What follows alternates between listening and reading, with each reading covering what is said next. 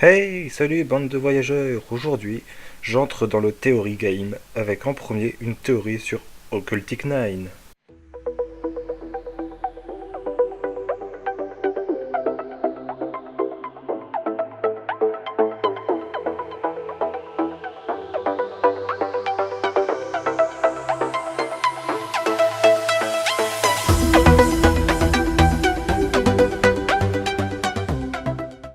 Ah, et je tiens à préciser aussi que cette vidéo risque de spoiler des éléments de l'anime Steins Gate et de l'anime Occultic 9. Donc, si vous n'avez pas vu ni Steins Gate ni Occultic 9, inutile de regarder cette vidéo, car je vais spoiler et du coup, je vais dire des éléments d'intrigue qui sont quand même extrêmement importantes pour ces deux œuvres. Tout d'abord, comme vous le savez, certaines œuvres de Shimaru sont reliées et forment un groupe, le groupe Steins Gate.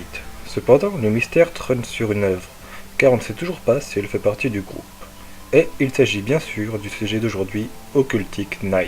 Et le but de cette théorie est de révéler le lien entre Occultic 9 et Steins Gate, avec comme argument deux personnages. L'un est le détective Shun Muritsuka d'Occultic 9 et l'autre est bien sûr Okabe Rintaro de Steins Gate. Alors, ma théorie est que Shun et Okabe se connaissent. Pourquoi et comment? Rappelez-vous déjà que dans l'épisode 6 d'Occultic 9, au moment où les héros apprennent qu'ils sont morts, on nous montre Shun parler avec quelqu'un au téléphone. Étrange, non, car premièrement, on apprendra plus tard que les victimes ne peuvent interagir avec les vivants. Donc, la réponse qui peut être souvent donnée, qui est que ce soit le supérieur, est invalide, car le supérieur est toujours vivant, donc il ne peut pas interagir avec Shun.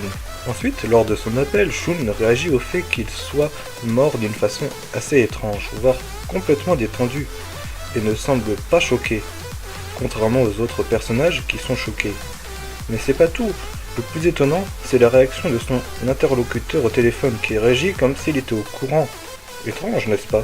Alors jusqu'à là, vous allez me dire qu'il n'y a aucun lien avec Steins Gate. Mais attendez, j'y arrive. Maintenant, rappelez-vous l'épisode 23 de Steins Gate. Au début de l'opération Skull, on aperçoit Okabe qui reçoit une vidéo de Okabe du futur.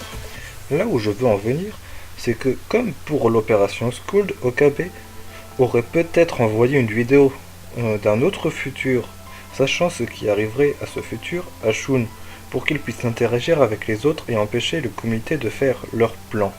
Car oui, peut-être que les antagonistes d'Occultic 9 sont liés au comité des 300, qui sont les grands antagonistes du groupe Steins Gate.